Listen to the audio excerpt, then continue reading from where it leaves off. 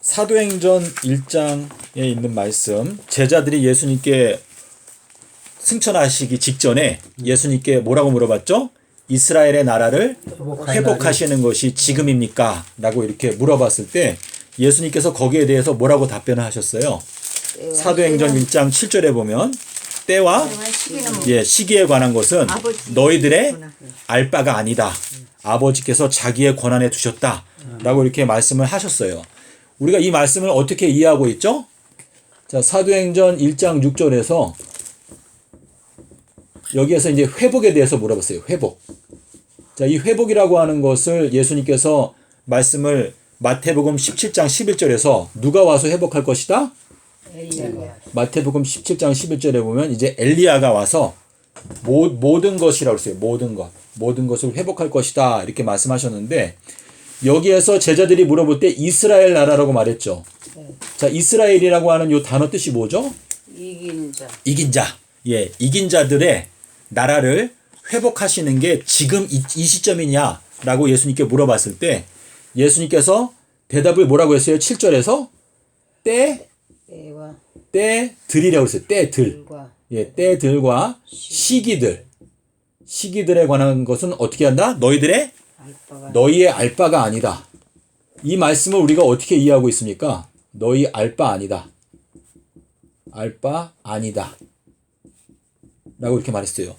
자, 근데 예수님께서 바리새인들과 사두개인들에게 뭐라고 말씀하신 적이 있냐면 너희들은 어찌하여 때들에 대해서 분별하지를 못하느냐라고 하는 말씀을 하셨어요.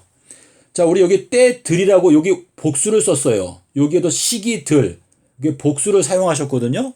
근데 때들과 시기들은 너희들이 알 바가 아니다라고 하신 이 말씀하시면서 아버지께서 자기의 권한에 두셨다 이렇게 말씀하셨는데 예수님께서 걸어가시는 그분의 길을 설명하실 때 간단하게 뭐라고 말했죠? 오늘과 또 내일과 모레는 내가 가야 할 길이 있다 그랬어요. 가야 할 길이 있다. 요게 누가복음 어디에 나오죠? 13장 33절에서 오늘과 내일과 모레는 내가 가야 할 길이 있다 라고 말씀하셨는데 부가적으로 32절에서는 뭐라고 말했죠? 오늘하고 내일은 내가 무엇을 완료하겠다? 병자를 고치고 또 귀신을 쫓아내는 것을 내가 완전히 완료하겠다 라고 이렇게 말씀하셨거든요. 그래서 오늘과 내일은 실제로 몇 년을 의미하는 거예요? 2000년을 의미하는 것이죠. 그렇죠? 이게 이제 오늘이 1000년이고 그리고 이제 내일이 1000년인데 주님께서 요 2000년 동안에는 병자를 고쳐주시거나 귀신을 쫓아내는 것을 하시겠다 이렇게 말씀하셨는데 자, 요 내용을 우리가 마태복음 6장에서 34절에서 주님께서 뭐라고 말했죠? 너희가 염려하지 말아라 라는 말씀을 하시면서 내일 일은 언제?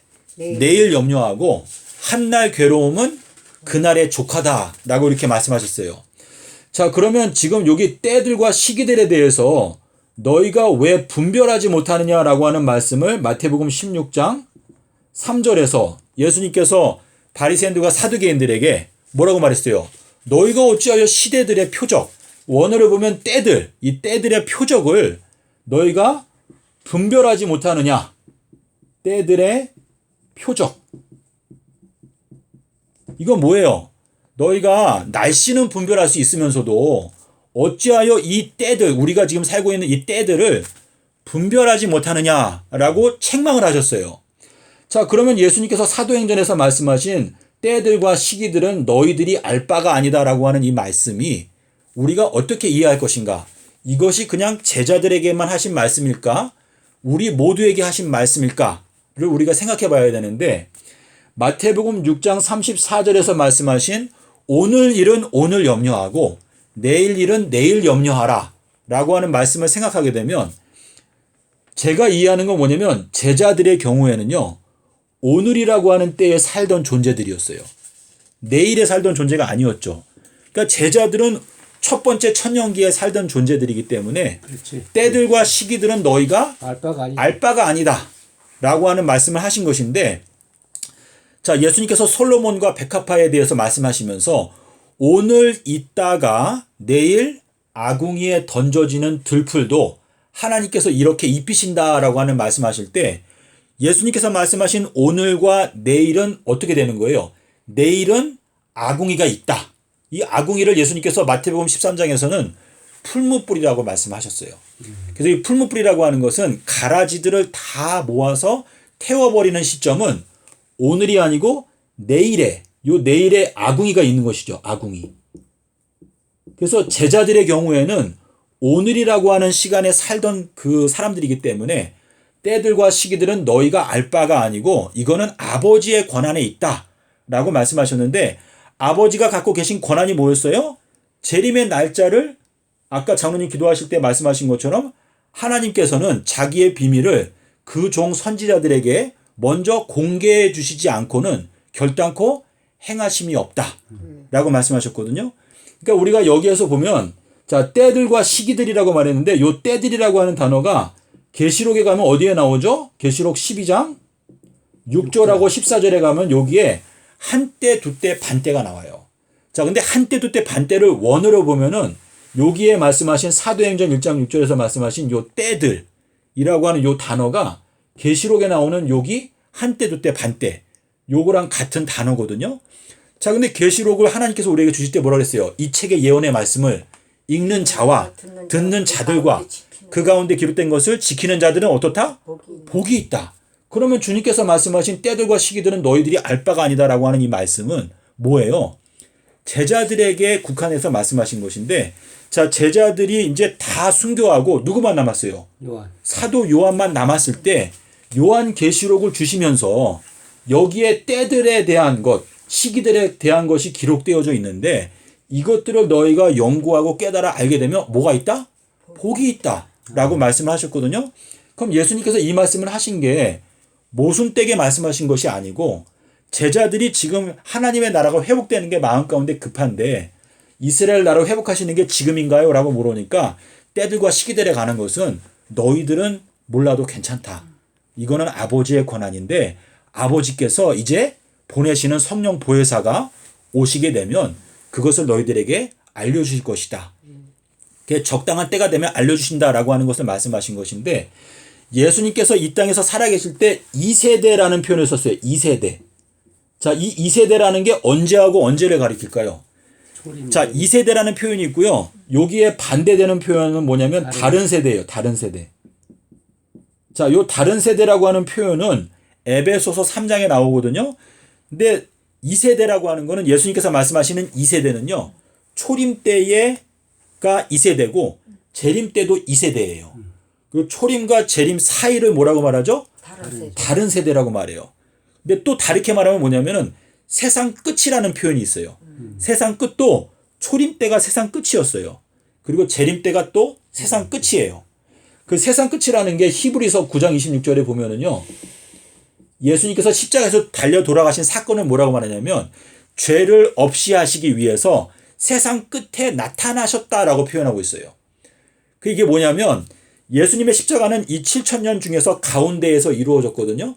근데 아담과 하와가 범죄한 시점으로 보게 되면 십자가는 세상 끝이에요. 근데 십자가 사건을 통해서 우리가 출애굽했죠. 우리가 출애굽하는 걸 관점으로 보면은 예수님의 십자가부터 새 예루살렘이 내려올 때까지 그때가 또 세상 끝이거든요.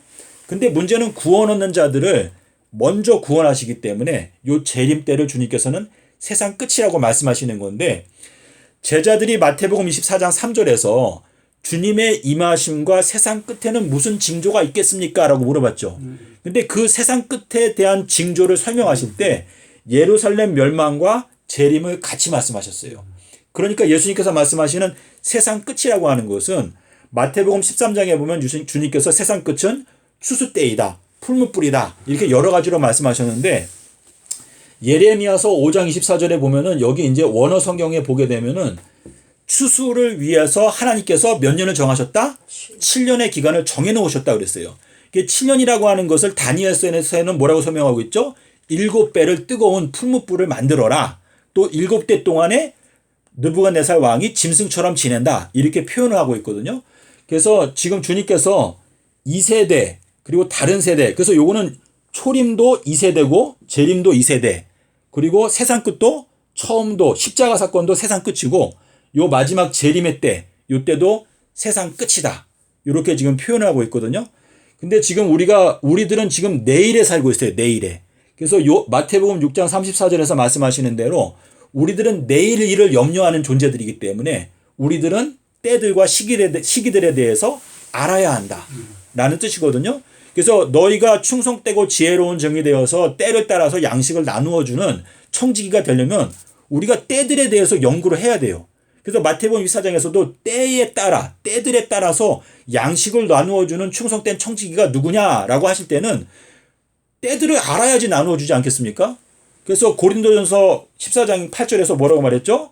만약에 나팔 소리가 분명한 소리를 내지 못하게 되면 어느 누가 전쟁을 준비하겠느냐라고 말씀하셨어요. 그래서 아모스서에서 말씀하시기를 사자가 울부짖은즉 어느 누가 두려워하지 않겠으며 여호와께서 말씀하신즉 어느 누가 예언하지 않겠느냐. 이거는 지금 여호와께서 우리 이 지구를 향해서 말씀을 하시게 되면 우리의 존재 가운데 하나님의 역사가 일어나기 때문에 어느 누군가가 예언을 하는 일이 있겠다라는 것인데 데살로니가전서 5장 20절에서 뭐라고 말했죠? 너희가 예언의 말씀을 어떻게 하라? 멸시하지 말라 라고 말씀하셨고 아까 오전에 말씀드린 것도 고린도전서 14장에서 뭐라고 말했어요? 1장 1절 3절 5절 39절에 바울이 4번에 걸쳐서 말을 했어요. 나는 너희가 특별히 예언하기를 더 원한다. 예언하기를 간절히 사모해라. 이렇게 말씀하셨거든요. 예수의 증거는 예언의 영이다 라고 하는 것은 예수께서 증거하신 것, 예수께서 가라사대 이것은 우리에게 있어서 예언을 깨닫게 해주는 진리의 영이다 라고 하는 뜻인데 마귀의 이 모든 계계를 우리가 대적하기 위해서는 마귀의 간계, 마귀의 술수 이것이 굉장히 교모하기 때문에 주님께서 뭐라고 말했어요? 너희가 좁은 문으로 들어가기를 애써라, 힘써라. 많은 사람들이 좁은 문으로 들어가기 위해서 좁은 문을 찾아 헤매지만은 결국은 발견하지 못할 것이다 라고 말했는데 우리가 예언을 연구하고 깨닫게 보니까 좁은 문이 언제 닫혀요? 7년의 추수 기간이 시작되기 전에 문이 먼저 닫히거든요. 근데 노아의 때랑 똑같다라고 말씀하셨기 때문에 주님께서 한번 문을 닫게 되면 우리의 운명은 끝나는 거예요. 정말 올해도 문이 닫혀요? 그러니까 제가 이제 성경을 연구해 보니까 AD 26년도에 예수님께서 침례를 받으실 때 하늘이 열렸다고 그랬어요. 하늘이 열렸다. 자, 하늘이 열린다라는 거는 계시록 4장에 나오잖아요. 요한이 열린 문을 봤다. 열린 문을 통해서 보좌를 봤다. 근데 보좌가 보름달을 뜻하거든요. 근데 열린 문이 있는가 하면 닫힌 문이 있어요. 근데 닫힌 문은 계시록 11장 3절에 보면 6절에 보면은 1260일이 시작되기 전에 하늘을 닫는다라고 되어 있거든요. 그러면 주님께서 나는 열린 문, 닫힌 문, 난 다윗의 열쇠를 갖고 있다. 그분의 권세는 굉장히 두려운 것인데 그분이 만약에 문을 닫게 된다면 우리는 거기에 들어갈 수 없는 것인데 그분이 문을 열어주는 때가 이때거든요. AD 26년. 근데 이게 마지막 때에는 2022년도를 가리키거든요. 그러니까 우리가 지금 시간 속에서 살고 있는데 우리가 시간에 대해서 예민하고 민첩해야 지금이 바로 하늘이 열리는 때구나. 그럼 우리가 지금은 성경을 펴고 연구하면 깨달을 수 있는 말씀이라 하더라도 시간이 딱 지나가게 되면 우리의 마음이 어두워지게 되면 내가 봐도 마음 가운데 감동이 없고 깨달음이 없게 되면 이 말씀이 아무 쓸모가 없는 거예요. 그러니까 올해가 하늘이 열리는 때다라고 하는 것이 예수님께서 우리에게 분명히 말씀하시는 거니까 우리가 이 말씀을 깨달을 뿐만 아니라 지금 방주로 들어오라고 하는 우리가 초청을 해야 한다라고 하는 뜻이거든요. 그래서 우리가 예수님께서 말씀하신 그날과 그 시간을 아무도 모른다. 이 모른다는 것에 우리가 관심을 갖게 되면 이게 아무 쓸모가 없는 거예요. 너희가 진리를 알지니라고 말해요. 근데 알지니? 아는 게 중요한 것이지 모르는 것을 강조하게 되면 그냥 나는 무지 가운데 남아있겠다라고 하는 뜻인 것인데 물론 과거에 다미성교회나 여러 가지 부작용이 있으니까 재림 날짜를 정하는 것에 대해서 거부감이 있을 수 있어요. 하지만 예언의 말씀에 대해서 주님께서 베드로를 통해서 우리한테 강조하신 것은 예언의 말씀은 어두운 데를 비추어주는 등불이니까 너희가 그거를 간절하게 연구를 해라. 깨달음이 온다. 지혜 있는 자는 깨닫는다. 주님께서 약속하신 것은 깨달음이에요. 너희가 아직까지도 깨달음이 없느냐라고 하는 말씀을 하신 것은 우리가 이 예언의 말씀을 살피게 되면 예수님께서 바리새인들과 사두개인들에게 여기에서 너희가 어찌하여 때들의 표적을 분별하지 못하느냐라고 말씀하시면서 뭐라고 그랬어요? 내가 너희들에게 주는 표적은 요나의 표적밖에 없다. 이게 뭐예요?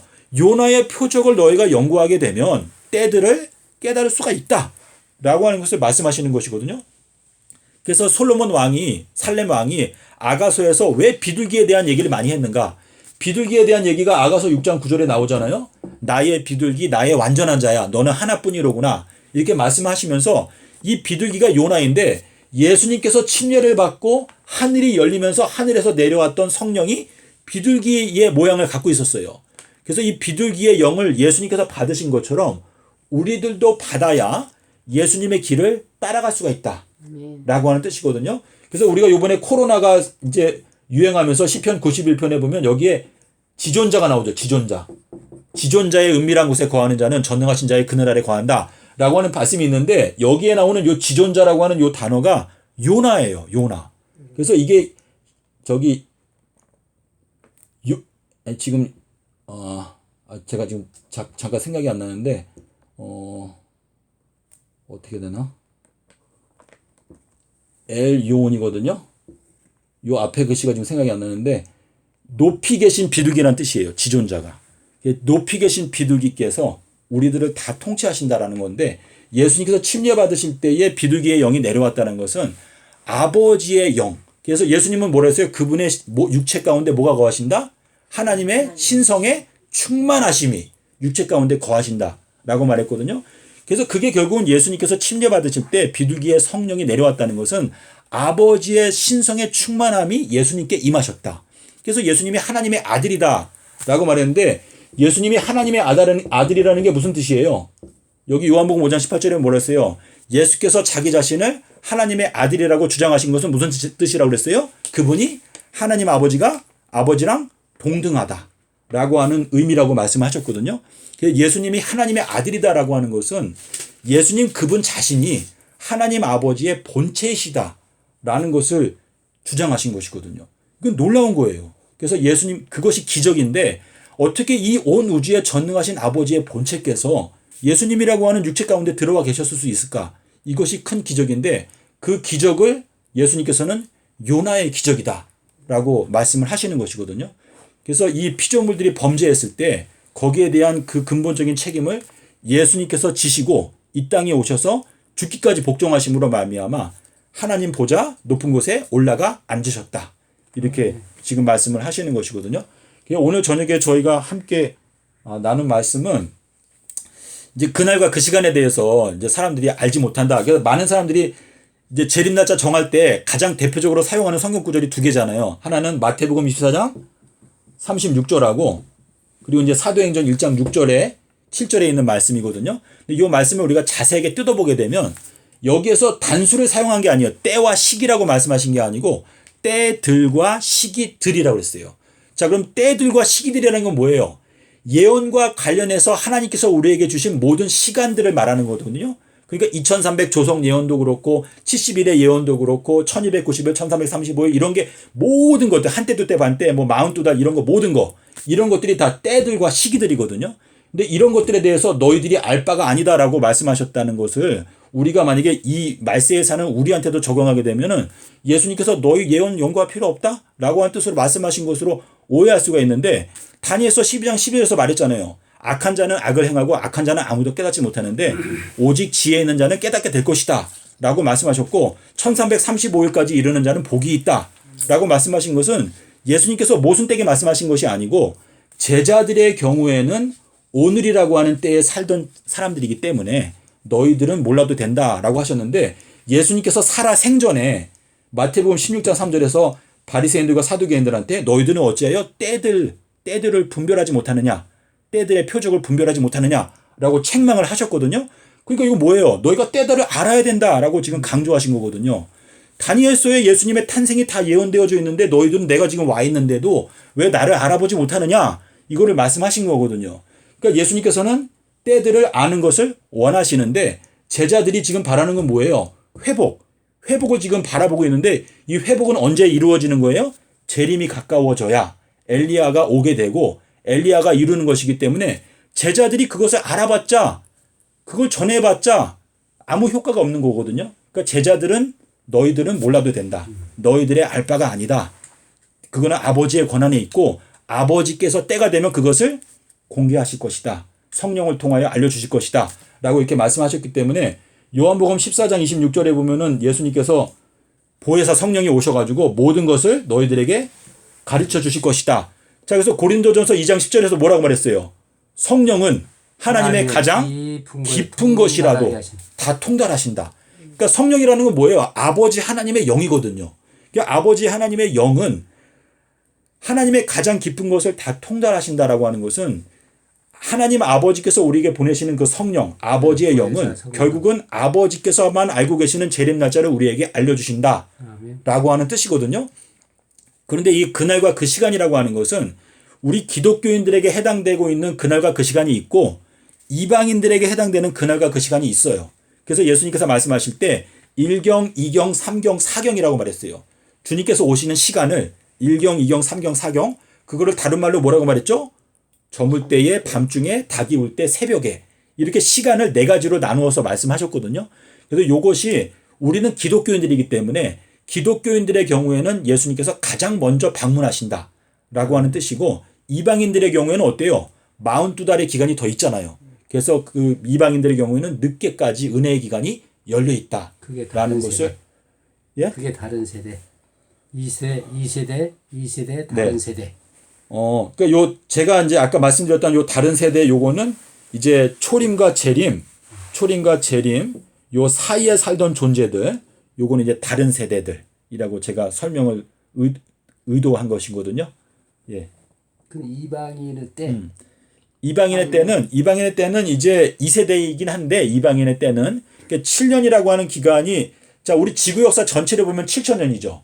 7,000년인데 십자가를 중심으로 해서 십자가 이전에 있었던 3,000년은 유대인의 때, 십자가 이후에 있는 3,000년은 이방인의 때라고 이해할 수가 있고 이제 마지막 계시록 마지막 7년에서는 전 3년 반은 유대인의 때, 후 3년 반은 이방인의 때 이렇게 이해를 하시면 되거든요.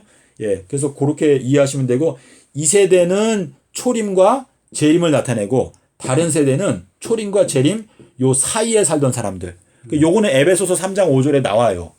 그래서 그거를 그렇게 이해하시면 되고 이제 세상 끝 같은 경우도 세상 끝은 이 세대를 말하죠. 세상 끝. 요 히브리서 구절 요게 가장 중요한 성경 구절이에요. 요거를 알지 못하면은 9장 26절. 예, 히브리서 9장 26절을 알아야 아, 세상 끝은 초림도 세상 끝이고 재림도 세상 끝이구나. 요거를 이제 아실 수가 있거든요.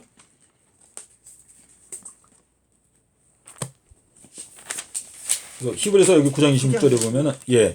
그가 세상을 창조할 때부터 자주 고난을 받았어야 할 것이오되 이제 자기를 단번에 제사로 드려서 죄를 얻게 하시려고 세상 끝에 나타나셨느니라 라고 되어 있어요. 자, 그래서 추수라고 하는 게 지금 세상 끝이잖아요. 추수가 세상 끝인데 예수님께서 요한복음 4장에서 뭐라 그랬어요? 너희가 넉 달이 지나야 추수할 때가 이르겠다 하지 아니하느냐. 그러나 너희가 눈을 들어서 밭을 보라 희어져 추수하게 되었도다. 그래서 예수님께서 제자들한테 뭐라고 말했어요? 추수할 것은 많은데 일꾼이 적으니까 어떻게 하라? 추수꾼을 더 보내달라고 하나님 아버지께 요청을 해라. 예수님께서 초림하셨을 당시 그때도 추수 때라고 말씀하셨고 이 마지막 재림전 7년도 추수 때라고 말씀하셨는데 추수 때가 올 때까지는 어떻게 하라 했어요? 알곡과 가라지가 함께 자라게 그냥 두어라 라고 말했어요. 그래서 신천지 같은 경우는 지금 신천지는 37년째 추수하고 있다고 말을 하더라고요, 보통. 근데 그 말이 조금 어폐가 있는 것은 주님께서 말씀하시는 이 계시록에 나타나 있는 재림전 7년, 요 때가 결국은 엄연하게 말하면 추수 때거든요. 그래서 지금은 은혜의 문이 열려 있는 때이고 우리가 이제 추수가 들어가게 되면 주님께서 이제 가라지를 먼저 불로 태우기 위해서 단으로 묶는다라고 이렇게 말씀을 하시고 있습니다. 그래서 예언의 말씀은요, 우리가 부지런히 연구를 해야 돼요. 그래서 마태복음 25장에 보라 신랑이로다 맞으러 나오라. 그때 성령 기름을 준비했던 사람들은 그 소식을 듣고 깨닫고 잔치에 들어간다. 라고 하는 것은 성령의 은혜, 성령은 예수 그리스도의 말씀이잖아요. 그래서 내가 너희들에게 이른 것이 무엇이다? 영이고 생명이다. 근데 예수께서 우리에게 이르신 그 말이 예언의 영이다. 라고 말씀하시고 있기 때문에 그 슬기로운 지혜로운 처녀 5명은 예수 그리스도의 지혜를 가진 자들이거든요. 그래서 지혜에 대해서 예수님께서 강조하실 때 마태복음 12장 40절에서 요나의 표적을 강조하셨잖아요. 요나의 표적 그것이 유일한 것인데 요나의 표적을 알아야 때들을 우리가 분별할 수가 있다라고 하는 의미가 되거든요. 그래서 때들과 시기들에 대해서는 뭐 너희가 알 필요가 없다라고 하는 그 말씀을 우리가 접했을 때 거기에 대해서 이것이 복수 형태라는 거 이거를 설명을 하면서 오늘과 내일을 우리가 설명을 해줘야 돼요. 오늘과 내일. 한 날 괴로움은 그날의 족하다. 우리 지금 우리 박정희 자매가 우리는 환란 당하기 전에 휴거된다 그랬잖아. 그제? 그렇게 지금 그렇게 좀 그런 생각을 하시는 환란 당하기 전에 휴거된다고 그랬는데 거기에 대해서 한번 좀 설명 좀 해주세요. 환란전 휴거요. 그 환란전 휴거는 오늘 아침에도 말씀드렸던 내용이 있는데 그거는 누가복음 17장을 저희가 연구를 해야 돼요. 누가복음 17장 이제 35절부터 보게 되면 두 여자가 어떻게 된다 그랬죠? 두 여자가 밭에 있으면 두 여자가 맷돌을 갈고 있는데 한 여자는 데려가고 한 여자는 어떻게 된다? 버려두면 다. 버려둠을 당한다라고 하는 번역이 잘못된 것인데 그게 어떻게 번역을 해야 되냐면 자, 우리 로마서 9장에 가면 뭐라 그랬어요? 이스라엘 자손의 수가 바다의 모래와 같이 많을지라도 누구만? 끝까지 남겨진 자만. 끝까지 남은 자만 구원 얻는다 그랬어요. 예수님께서 마태복음 24장에서도 끝까지 견디는 자가 구원 얻는다 라고 말을 했거든요. 근데 이 누가복음 17장을 제대로 우리가 이해를 하게 되면은요. 여기에 보면은 두 여자가 맷돌을 갈고 있는데 한 여자는 데려간다 그랬어요. 근데 제자들이 물어본 게 뭐냐면 예수님 그 여자를 어디로 데려가시는데요? 라고 물어봤어요. 자, 한 여자는 데려간다. 그러니까 예수님께서 제자들이 그 여자를 어디로 데려가십니까? 그러니까 제자들에게 뭐라고 대답했어요? 시체들이 있는 곳, 독수리들이 모여드는 곳으로 데려간다. 라고 말을 했거든요. 그게 어디 있어요? 누가복음 17장 35절부터 37절까지 보면은요. 35절에서 37. 예. 여기 이 성경 구절이 굉장히 중요한 건데 거기 이제 두 남자 얘기도 나오고 그리고 롯의 아내를 생각하라고 그랬죠. 롯의 아내. 하나는 버려두면 당하고 거기 버려둠이란 단어가 잘못된 거고 그거를 어떻게 고치셔야 되냐면 하나는 용서받게 되리라라고 고쳐야 돼요. 놔둠을 하고 하나는 데려가는 자? 하나는 데려가고 하나는 남겨두리라라고 하든지 하나는 용서받게 되리라라고 번역을 해야 돼요. 그게 원어로 보면 금방 알 수 있어요. 그러니까 휴거서를 저기 하면은 예. 남겨지는 자들이 이제 구원받는 것이죠. 자들이라고 예. 생각을 하는데 그것이 먼저 데려가면 데려가면 당하는 자들이 망하는 거예요. 독수리 있는 곳에 시체들이 있는 곳, 독수리들이 모여드는 곳으로 데려간다라고 말했는데 그러니까 그게 심판받는 거고 근데 이 독수리라는 게 이제 우리가 계시록에 가면은 하늘에 날아가는 독수리가 있잖아요. 근데 그 독수리는 선지자를 말하는 거예요. 미리 내다보고 경고하는 자를 말하는 것인데 계시록 19장에 가나요? 19장인가요? 거기 19장인 것 같아요. 19장에 보면 거기에 새들의 잔치가 나와요. 19장에 나와 마지막 절. 왕들의 고기와 이렇게 먹으라 이렇게 말했는데 새라고 하는 건 공중을 날아가는 거잖아요. 그래서 지금 이 독수리 큰 잔치. 예. 그러니까 이 새들의 잔치를 말하는 것에 이 누가복음 17장 35절을 제대로 이해하는 게 핵심이에요, 핵심. 그럼 환란전 휴거설이 여기에서 나온 것이거든요. 큰 잔치를 데려간다. 그렇죠. 이게 우리가 이제 계시록 9장 15절에 뭐랬어요? 큰 잔치를 데려가는 자는 구원 얻는 받는다. 아니요. 그 새들의 잔치에서 먹임을 당하면 곳에 독수리 모여드는 거다. 예. 그곳에는 이제 죽음은 이제 멸망마족하고 남겨둔 자는 구원을 받고. 그러니까 예수님께서 말씀하신 게 로마서 9장에서도 말했고 이사야서도 말했는데 이스라엘 자손의 수가 바다의 모래와 같이 많다 할지라도 남겨진 자, 끝까지 남은 자만 구원받는다는 예수님께서도 강조를 했어요. 너희가 끝까지 견디는 자는 구원 얻는다. 그 다음 절이 문제야. 그 다음 절 중요한 것이 주께서 이 말씀 이루사 필하시고 이제 끝내시라 하셨느니라. 네네. 그래서 우리가 마태복음 13장에도 보면 뭐랬어요. 추수 때까지는 함께 자라게 그냥 두는데 일단 추수라고 하는 7년이 시작되면 먼저란 말이에요. 먼저 가라지를 불로 태우기 위해서 단으로 묶는다고 그랬죠. 그러니까 이 7년 재림전 7년이 시작되면은 가라지부터 먼저 처리를 하는 거예요. 가라지부터. 그래서 우리 예수님께서 말씀하신 거는 끝까지 견뎌라. 끝까지 남아 있어야 된다. 로마서 9장에서 그게 강조하신 것인데 누가복음 17장 35절부터 37절까지에 있는 말씀에서 여기 37절에 가면 주님께 제자들이 물어봤죠. 어디로 데려가십니까? 라고 물어보니까 예수님께서 시체들이 있는 곳, 독수리 어디 주여 어디 오니까? 예, 어디로 데려가십니까? 어디로입니까? 라고 이렇게 물어보니까 가라사대 죽음이 있는 곳, 독수리가 모이는 곳으로 데려간다. 지금 이렇게 대답을 하신 거거든요. 근데 그 말씀을 올바로 이해하려면 그 앞에 35절에서 두 여자가 맷돌 갈고 있는데 한 여자는 시체가 있는 곳으로 데려가고 한 여자는 그냥 남겨둔다. 그렇게 돼 있어요. 남겨둔 자는 어린 양 혼인잔치에 들어가고. 근데 지금 이제 여기 남겨둔다. 요 남겨둔다라고 하는 똑같은 이 헬라어 단어가 어디에 나오는가 하면 누가복음 21장에 나와요. 누가복음 21장이랑 같이 비교해서 보셔야 되는데 누가복음 21장에 무슨 말씀하셨냐면 예루살렘 성에 대해서 말씀하실 때 돌 위에 돌 하나도 어떻다고 그랬어요? 남겨지지 않고 다 무너진다 그랬어요. 그 남겨진다라는 단어가 용서받는다는 뜻이에요. 돌 위에 돌 하나도 용서받지 못하고 다 무너진다라고 돼 있거든요. 그 헬라어 단어가 똑같은 단어예요. 그래서 주님께서 말씀하시는 거 뭐냐면 한 여자는 시체들이 있고 독수리가 모여드는 곳으로 데려가서 멸망시키고 새들의 잔치로 데려가고 한 여자는 그냥 일단은 남겨둔다. 그래서 이제 끝까지 열매가 맺게 되면 그 사람은 내가 승천시킨다. 그게 지금 예수님께서 하시는 말씀인데 계시록 19장이 그게 어린 양 혼인잔치야. 예. 혼인에 들어가고 나머지 큰 잔치는 새들이 와서 새들의 잔치. 예. 새들의 잔치는 이제 큰 잔치, 먹는 큰 거. 잔치. 예, 예. 새들의 큰 잔치인데 요 누가복음 17장 35절을 올바로 이해하게 되면은요. 환란 전 휴거소는 사실은 없어요. 성경에 없어요. 지금 모든 기독교인들이 그 환란전 휴거 그래갖고 지금 이렇게 막 세상이 환란 당하니까 이제 이전에 우리는 다 휴거될 거라고서 모두들 그렇게 이제 소망을 갖고 있고 이제 그 이후에 대해서는 아예 연구조차 하기를 싫어해요. 나한테 그런 얘기하지 말라고 나는 먼저 갈 거다. 나는 신부다. 이렇게 얘기하는데 주님께서 갖고 계신 계획을 가장 그냥 간단하게 설명한 게 이거잖아요. 3분의 2를 내가 먼저 멸절하고 이게 핵심이에요. 3분의 2를 내가 먼저 멸한다 그랬어요. 멸한다. 그리고 나머지 3분의 1을 어떻게 한다? 풀무불에 던져 넣는다. 여기에 승천에 대한 얘기나 휴거에 대한 얘기가 없어요. 없잖아요. 그렇죠? 그러니까 환란전 휴거라는 거는 그냥 인간들이 만들어낸 얘기지. 근데 우리가 이렇게 생각할 수 있어요. 예수님께서 에녹을 데려갔잖아요. 그분께서 원하신다면 데려갈 수는 있어요. 그거는 그분의 권한이에요. 하지만 그분께서 주신 말씀 속에는 환란전 휴거에 대한 얘기는 없어요. 단지 요한복음 8장 51절에 보면 이런 말씀이 있어요.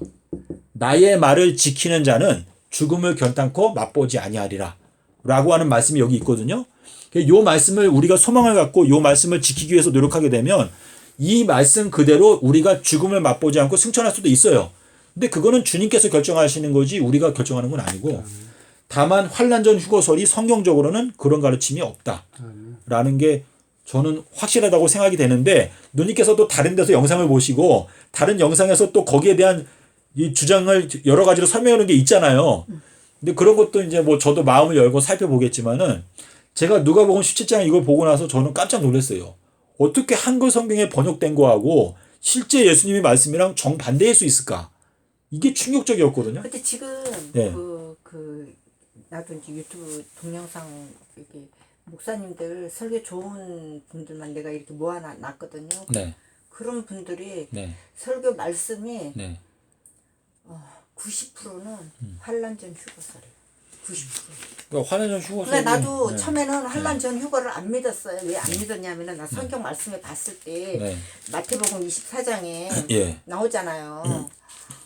그거 24장 읽어보고 네. 그리고 요한계시록 이렇게 읽어봤을 때 네. 환란전 휴거를 나도 못 믿었었어. 네, 네. 근데 내가 환란 후 휴거를 믿었는데 이렇게 보다 보니까 목사님들이 그렇게 설교하니까 나보다는 그분들은 신학 때까지 나오고 그랬던 제자를 양성하고 그런 분들이잖아요. 그러니까 그 사람들 말을 더 믿게 됐던 거죠. 내가 잘못 알고 있었구나. 그러면서 어느 순간에 환란전 휴거 이게 맞나 이렇게 의심을 하게 되더라고요.